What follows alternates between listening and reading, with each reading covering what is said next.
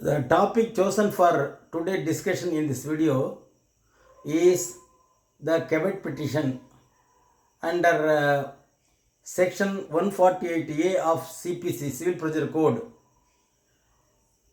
So in section 148A, there are 5 subsections are there. இந்த caveat மனு என்பது ஒரு எச்சரிக்கை மனு என்பார்கள். கோர்ட்டிலே ஒருவர் வழக்காடி ஒருவர் வெற்றி பெறுகிறார், இன்னொருவர் அந்த வழக்கின் வெற்றி பெற்றதன் பேரில் வேறு ஒருவர் அதனை தடையாணை வாங்கவோ ஸ்டே ஆர்டர் வாங்கவோ அல்லது உறுத்துக்கட்டளை வாங்குவார் என்றோ ஒரு apprehend பண்ணால் அவர் நினைத்தால் அதனை எதிர்த்து caveat petition செய்து கோர்ட் தன்னை கேட்காமல் தீர்ப்பு வழங்கக்கூடாது என்ற அடிப்படையிலே caveat petition செய்யப்படுகிறது. செக்ஷன் 148A என்ற செக்ஷன் பெயரிலே. ஆக இதில் பாதிப்படைந்தவர் யாரெல்லாம் கோர்ட்டிலே ஒரு right to appeal, right to hear and to establish his rights, அவரெல்லாம் caveat petition செய்யலாம் என்று உள்ளது. அதோடு அல்லாமல் இந்த ஆப்ஜெக்ட் ஆஃப் caveat petition என்றால் that is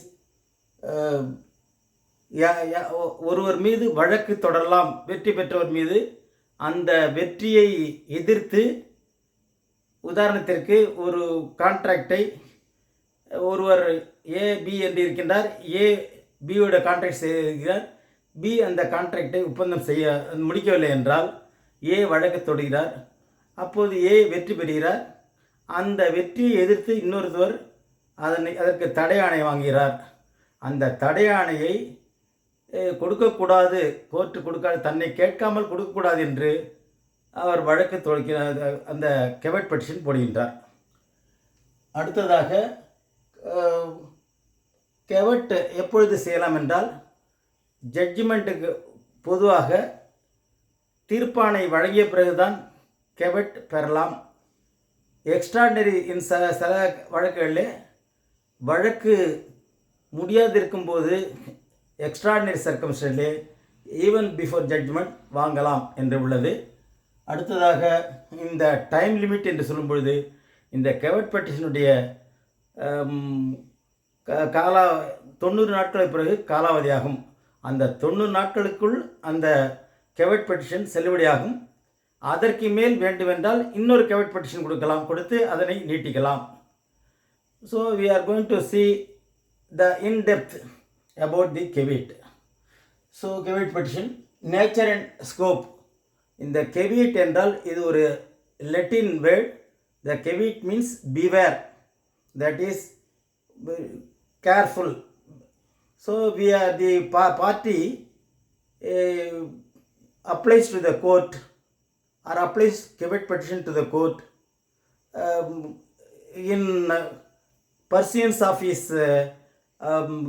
case, and he is also warning the court not to give any interim relief or the that is injunction in the order already given by the court. That is the beware of the consequence of the case, and unless the caveator is here, the person who wants to apply to the court stating that without hearing him any judgment, any order should not be given, that is called caveat petition. The person who makes caveat petition is called caveator, and then the other party is otherwise called, he may give application, and he is otherwise called applicant. And here the object of caveat is opportunity of hearing to the person against whom the processing is likely to be instituted. That is, an opportunity is given to a person so on a suit which may be fall upon the person. So that is the object of the caveat. So that may be likely to be instituted against him, or it is likely to be affected by the party, the caveator. Then who may file a caveat? யாரெல்லாம் caveat தொடரலாம்? The person who is claiming right to appear before the court and on hearing of application for the grant of relief by applicant. So whenever a person having the claiming of right to appear before the court on the petition filed by the applicant, he is always called the petition is always called application. So on the application, the court may hear, and it should not be heard unless the caveator is heard. That is the so he may not only the person who is affected directly, or even if the person is affected indirectly by the applicant on the application, they may also file a caveat petition. When caveat may be filed after judgment pronounced or extra circumstances even before the judgment pronounced. And in the caveat register usually will be kept in the court. What will be in the caveat register? That is the name of the under Rule 16A of CPC Civil Procedure Code, the format is fixed. That is name of the caveat, date of lodging, caveator's name and address, and then name and address of the plaintiff, plaintiff applicant in suit or proceeding, and date of filing of application in respect of which caveat is filed, and suit proceeding if any in which application is filed, date of destruction of caveat petition, that is after 90 days, then remarks. These are all the things will be in the caveat register, which will be placed in the court.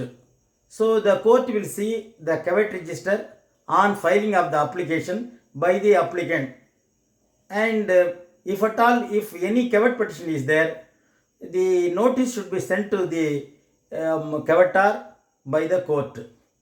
So then the court will hear the caveator. On hearing the caveator only, a decision can be arrived. So time limit is 90 days. That is the subsection 5 of 148A. So totally there will be 5 subsections is there. First section is 148A(1), where an application is expected to be made. So the provision is given for the caveat petition under subsection 1 of 148A. In subsection 1, the caveat application can be made by a party who is claiming a right with the applicant on an application. Second, the caveator serve a notice to the party, the opponent party, or the applicant by registered post with acknowledgement due, and also with the date of with all particulars. But it has to be sent by registered post with acknowledgement due. That is the caveator serve a notice by registered post to the opponent party or to the applicant. Then application filed in any suit, court serve notice to the applicant. So after the application filed in court in any suit, court will send a notice, serve a notice to the applicant. In turn, the court will serve a notice to the applicant. That is according to subsection 3. Subsection 4, copy of the application plus documents to be sent to the caveator. On the other side, that is opponent side, the applicant should serve the copy of the application and other relevant documents to the caveator. You should send the copy of the application to the caveator on the expenditure of caveator. Then the time limit is given, that is 90 days. After that, a fresh caveat application until such time it is valid, and after 90 days, if at all, if anything has not happened, then again fresh caveat has to be filed in the court, that is after 90 days. So this is with regard to the case study can also be made here. In the High Court of Gujarat, that is Ahmedabad, there is a case between Rajinikanth versus Raman Bhai. Here the Rajinikanth is plaintiff and Raman Bhai is the defendant, original defendant. So he is the Raman. What happened in this? They entered into a contract, Raman Bhai and the defendant, that is Rajinikanth, entered a contract with Raman Bhai, and the contract has not been performed properly. So what happened in this case? He paid for 10 lakhs as damage, and even that damage is not enough, so that the specific performance of the contract was ordered, and also the court ordered for the court ordered to execute a sale deed in favor of the caveator, in favor of the plaintiff, original plaintiff, who is a person who could not get the contract get it done by the other party. And then the caveator prays for stay of the proceedings, and what happens? The caveator prays for that is no stay should be given or no injunction should be given to the defendant. That is by the caveat petition. He prays the original plaintiff, prays the court, the trial court. Then the trial court, after this judgment, it is coming for the appeal to the High Court, and the application is made in the High Court for stay of the stay order or injunction.